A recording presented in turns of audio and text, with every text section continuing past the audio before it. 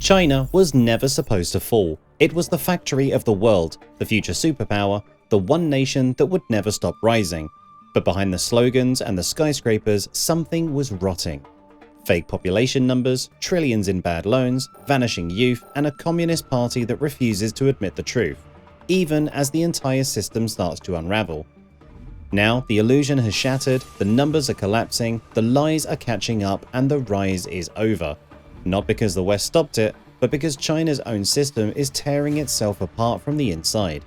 In this video, we break down the real reasons why the rise of China has ended and why the fall might just be the beginning. The money that was never real. Let's start with the grandest lie of all, the Belt and Road Initiative. Remember when China was going to rebuild the world? Highways across Asia, railroads through Africa, ports on every continent? $1 trillion web of infrastructure that would make Beijing the center of a new global economy. It was called a win-win, a modern Silk Road. By 2025, over 150 countries had signed on. But here's what actually happened. The project started stalling, costs exploded, corruption scandals erupted, and country after country started walking away from deals they once celebrated. Kenya built a railway to nowhere, literally. The Chinese-funded line was supposed to connect Nairobi to Uganda, opening up trade across East Africa. Instead, it abruptly ends in the wilderness because the money dried up. The tracks just stop. No stations, no connections, nothing. Billions spent, a railroad that goes nowhere, and Kenya is still paying back the loans.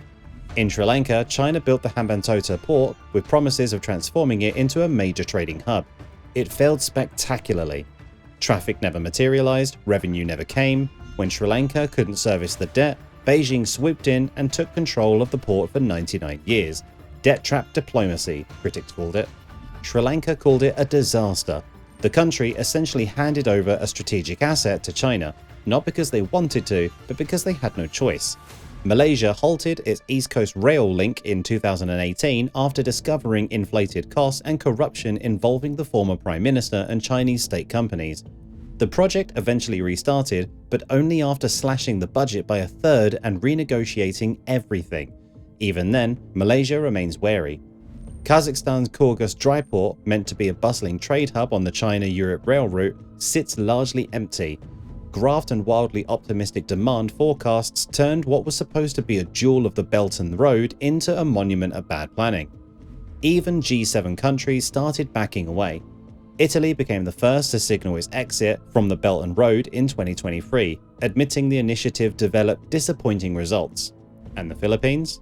Under a new administration, it cancelled 3 major Chinese-funded rail projects in 2023. The reason was simple: China failed to follow through. One minister said bluntly, "We can't wait forever." The numbers tell a brutal story. Chinese investment in Belt and Road countries fell by more than 50% between 2019 and 2020. And now, over 80% of China's government loans are going to countries already in debt distress. Beijing isn't building empires anymore, it's frantically trying to prevent defaults. The grand vision of a China-led infrastructure revolution has become a patchwork of stalled projects, unpaid loans, and broken promises. Trillions were pledged, what arrived was debt, dysfunction, and disappointment. But money wasn't the only lie China was selling. The people who don't exist. China has 1.4 billion people. You've heard that number 1,000 times. It's repeated like gospel, the foundation of China's power. A massive workforce, an enormous consumer market, the reason China was destined for dominance. Except there's a problem. That number might be off by 100 million people. In 2022, a massive leak from a provincial police database revealed something shocking. China's registered population appeared to be around 1.28 million, not the official 1.41 billion. China's registered population appeared to be around 1.28 billion, not the official 1.41 billion. Tens of millions of people the government claimed existed might be phantoms, ghosts on paper, citizens who were never born. How does that happen? Simple. Local officials in China had every reason to inflate their numbers. Beijing allocates funding based on population. More people means more money for schools, hospitals, infrastructure. During the one-child policy era, birth quotas were tied to political performance. Report too few births, face penalties. Report more people, get more resources. So they lied. They created phantom babies, doubled counted citizens, kept dead people on registry, and over decades these small fabrications compounded into a massive gap between propaganda and reality. Demographers like Yi Fuxian have been warning about this for years. His 2007 book predicting China's population decline was banned for contradicting the official narrative, but by 2022, independent researchers were all saying the same thing. China's population had peaked years earlier than Beijing admitted, and never actually reached 1.4 billion. Then came the 2021 census. The government delayed releasing the results. When the numbers finally came out, they barely showed any growth from the previous year. And in 2022, China admitted that it could no longer hide. The population declined by 850,000 people, the first drop since the famines in the 1960s. Births that year hit 9.56 million, the lowest number in the history of the People's Republic. But even that was probably too optimistic. If the true population is closer to 1.28 billion, then China has already lost tens of millions more people than it's admitting. Up to 100 million people might exist only in spreadsheets, not in reality. The implications are staggering. If China has fewer people than we thought, its economic potential was overestimated. Its workforce is smaller, its consumer market is weaker. Global businesses betting on endless Chinese growth might be betting on a mirage, and when you lie about how many people you have, you can't plan for what happens when they disappear. The birth rate apocalypse. China isn't just losing people to accounting errors, it's losing its future. In 2022, China's fertility rate dropped to 1.09 children per woman. That's catastrophic. You need 2.1 just to maintain a stable population. China is now lower than Japan, lower than Italy, lower than South Korea at its worst. And this didn't happen gradually. In the 1970s, Chinese women averaged 5 or 6 children. By the 1990s, around 2. Today, barely 1. In 2 generations, China went from large families to almost no families at all. This result is a demographic implosion unlike anything in modern history. The median age in China is now 40.1 and climbing fast. 20 years ago, it was in the late 20s. 1 in 5 Chinese are already over 60 years old, and that fraction is about to explode. Meanwhile, the number of young people is collapsing. Each new generation is smaller than the one before. The working age population peaked in 2014 and has been shrinking every year since. In 2022 alone, China lost another 10 million working age adults. Let that sink in. 10 million workers gone in 1 year, and it's only getting worse. The dependency ratio, the number of retirees and children compared to working age adults, is surging. In 2024, China had 44 dependents for every 100 workers.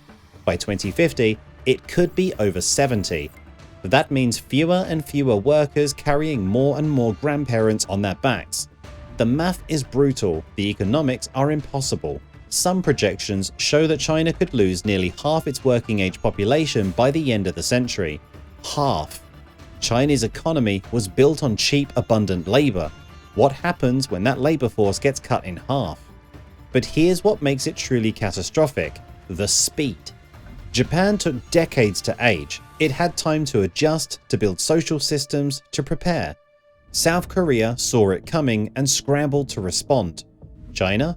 China is aging faster than any major country in human history. Unlike Japan or South Korea when they aged, China is doing it while still relatively poor. Japan was rich when it got old. China is getting old before it got rich. This is what demographers call the middle income trap on steroids. You need young workforce to climb out of poverty, but China threw away its young workforce with the one-child policy. Now it's stuck. Not rich enough to care for its elderly, not young enough to grow its way out. Here's the part that should terrify Beijing. This can't be fixed. The government knows it screwed up. In 2016, they ended the one-child policy and allowed 2 children. By 2021, 3. Xi himself has urged young people to embrace patriotic childbearing. But nobody's listening. After decades of being told one child was best, Chinese society adapted. Urban couples cite crushing costs, housing, education, healthcare. Many women, now empowered through education and careers, are choosing to marry late or not at all. China's marriage rate has plummeted alongside the birth rate. And there's trauma. The one-child policy wasn't just propaganda, it was coercion. Forced sterilizations, forced abortions, steep fines. Entire generations grew up as only children, watching their parents struggle to support 4 grandparents. Now those only children are adults and they're saying, no thanks. Even if China's fertility rate magically rebounded tomorrow, which it won't, it would take decades for those children to become productive adults. The damage is done. The demographic momentum is set. Nothing can reverse it in time. The demographic time bomb isn't coming, it already went off. China is getting old before it got rich, and unlike Japan or South Korea, which aged as wealthy democracies, China's per capita income is a fraction of theirs. It has less cushion, pensions are underfunded, the retirement age is low, and there's no immigration to offset the losses. Foreigners make up less than 1% of China's population, and there's zero political will to change that. So China tried to control the problem, and that's when everything accelerated. The communist chokehold. Here's the trap. The Chinese Communist Party's entire legitimacy rests on delivering growth and prosperity. For decades, the deal was simple. The people give up political freedom, and in return, the party makes them richer. But what happens when prosperity stalls? The party doubles down on control, and that control is now strangling the country's future. Under Xi Jinping, China has centralized power to a degree not seen since Mao. Xi has purged rivals, stacked the system with loyalists, and made himself the unquestioned leader. Dissent isn't tolerated, honest feedback is dangerous, and when bad news is dangerous to report, problems don't get solved, they get hidden. Take youth unemployment. In mid-2023, it hit 21.3%, the highest on record. Millions of college graduates couldn't find work. The government's response? Stop publishing the data. Just delete it. If you don't report the problem, maybe people won't notice. Chinese netizens joked bitterly, if you close your eyes, it doesn't exist. Or look at Zero COVID. For nearly 3 years, China imposed some of the world's harshest lockdowns. Entire cities were sealed. People were trapped in their apartments. The economy bled. But no provincial official dared question the policy because it came from Xi himself. When the approach finally collapsed under the weight of public protests in late 2022, the government reversed course overnight, triggering a massive wave of infections and deaths it was completely unprepared for. That's the cost of authoritarian rigidity. You can't adapt, you can't correct, you can't admit mistakes. And now that same dynamic is crushing innovation. Starting in 2020, Xi launched a sweeping crackdown on China's tech sector. Alibaba's Jack Ma criticized regulators at a public forum and then vanished from public view for months. When he reappeared, he was subdued, broken. The message was clear. No one is too big, too successful, or too connected to escape the party's reach. The entire private tutoring industry, worth billions and employing millions, was obliterated overnight in 2021. Why? Because Xi decided it was creating inequality and burdening parents. So with a single policy directive, an entire sector was wiped out. Investors lost fortunes, workers lost jobs, and the clear message to entrepreneurs everywhere: your business exists at the pleasure of the party. Tech giants were fined, restructured, or dismantled. Ant Group's massive IPO, set to be the largest in history, was cancelled at the last minute. Didi, China's version of Uber, was forced to delist from the US stock exchanges. The crackdown wasn't about fixing real problems, it was about reminding everyone who's in charge. Foreign companies started pulling back, spooked by the arbitrary exercise of state power. If Beijing could destroy a tech giant overnight, what did that mean for foreign investors? One Cambridge professor studying China's business climate said it plainly: Xi's policies are creating a culture of fear which will stifle innovation, leading entrepreneurs to leave China. And they are leaving. Wealthy Chinese are moving assets overseas. Talented youth are studying abroad and not coming back. Even Chinese billionaires no longer believe in the system they helped build. Because the system can't change without collapsing, meaning reform would require loosening the party's grip, transparency, rule of law, freedom to criticize, but the CCP sees that as an existential threat. They point to the Soviet Union's collapse as proof that any relaxation leads to disintegration. So instead of fixing problems, they censor them. Instead of allowing innovation, they crush it. Instead of empowering citizens, they surveil them. It's a closed loop. Problems are solved by the same hierarchy that created them. No external input, no admission of failure. And when the system tightens in crisis, the best people leave. The Great Escape. The smartest Chinese aren't betting on China anymore. Capital is fleeing, talent is fleeing, and with them goes any hope of reversing the decline. Wealthy Chinese have been quietly moving money out of the country for years. Singapore, Vancouver, Sydney, London, they're buying real estate abroad, setting up foreign accounts, getting second passports, sending their kids to foreign universities with no plans for them to return. It's not loud, it's not dramatic, but it's relentless. By 2023, foreign investment into China had slowed to a crawl. Companies that once saw China as the future are now seeing it as a risk. Manufacturing is moving to Vietnam, supply chains are being rebuilt in India. Even Mexico is attracting factories that would have gone to China a decade ago. And young Chinese are checking out in their own way. There's a movement called Tang Ping, lying flat. Another called Bailan, let it rot. These aren't political protests. There are no banners, no demonstrations. There's something more dangerous. Quiet resignations.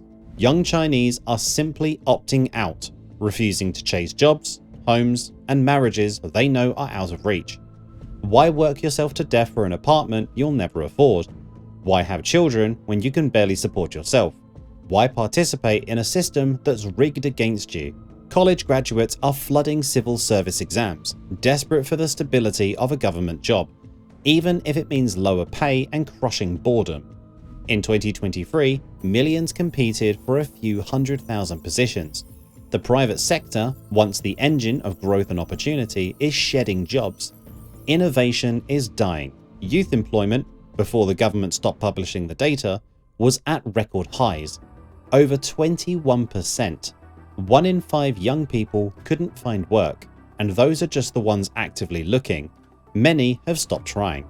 And here's the kicker. Even the elites don't believe the story anymore.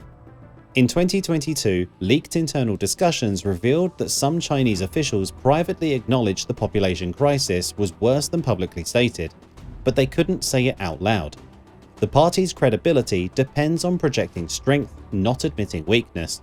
So the official line remains optimistic while smart money quietly exists.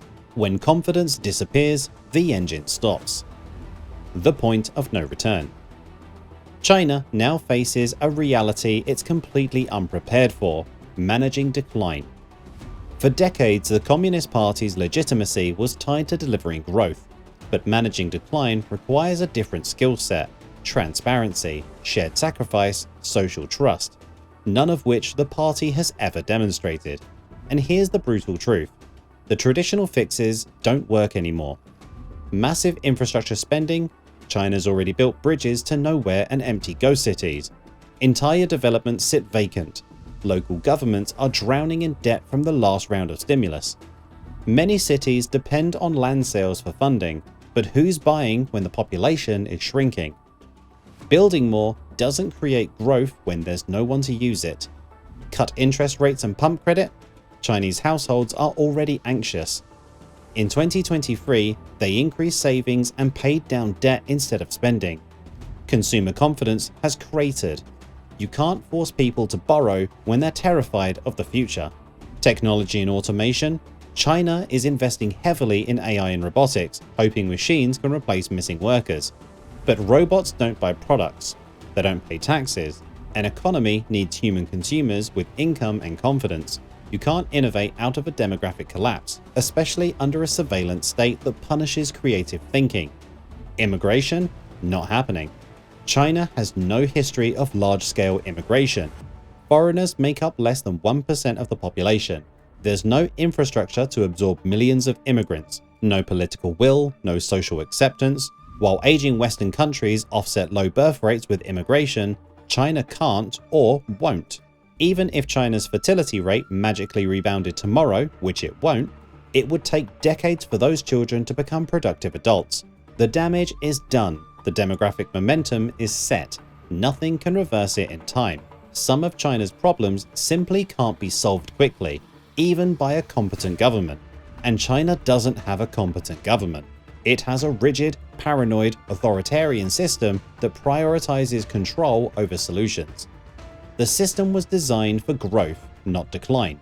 It was built to mobilize resources, build infrastructure, and enforce compliance, but it has no mechanisms for graceful contraction, no safety valves, no trust. And when systems designed for expansion enter contraction, they break. This isn't a recession, it's a reversal. The fall has already begun. China's fall won't be loud. There won't be explosions, there won't be a sudden collapse. Empires built on lies don't fall forward, they grind slowly backwards. The signs are already here: stalled construction projects, shrinking workforce, disappearing data, emigrating elites, a generation that's given up. By the 2030s, China's growth rate could hit zero or turn negative. The working age population will be plunging. Debt will force brutal choices. Some provinces might effectively go bankrupt. And Beijing will keep lying about it, because admitting the truth would shatter the party's last claim to legitimacy. The West spent decades assuming China's rise was inevitable. We were told the 21st century would be the Chinese century, that 1.4 billion people marching in lockstep couldn't be stopped. But inevitability only works if the foundations are real. China's foundations were built on fabricated population data, unsustainable debt, and a one-child policy that amounted to demographic suicide. And those foundations are crumbling. The Belt and Road collapsed into debt traps. The population turned out to be 100 million smaller than claimed. The birth rate fell off a cliff, and the Communist Party responded to every crisis the same way, by tightening control, censoring truth, and crushing dissent. Now, all three crises are converging: economic stagnation, demographic collapse, authoritarian rigidity. Each one makes the others worse. China didn't lose its future because of the West. It lost its future because its own system lied to itself for so long that it missed the moment when lies become irreversible reality. The miracle was real, the rise was impressive, but the sustainability was always an illusion. And now the illusion is over. The rise has ended, not with war, not with revolution, but with exposure. The numbers don't lie. The youth aren't coming back. The money's drying up, and the party that built modern China is now the anchor dragging it down. So here's the question. What happens when the world's second largest economy realizes it's been running on fumes? What happens when 1.4 billion wake up to the fact that the future they were promised has already been sold? We're about to find out. Let us know what you think in the comments, and if you want to see how this collapse unfolds in real time, hit that subscribe button because the fall of China is just getting started.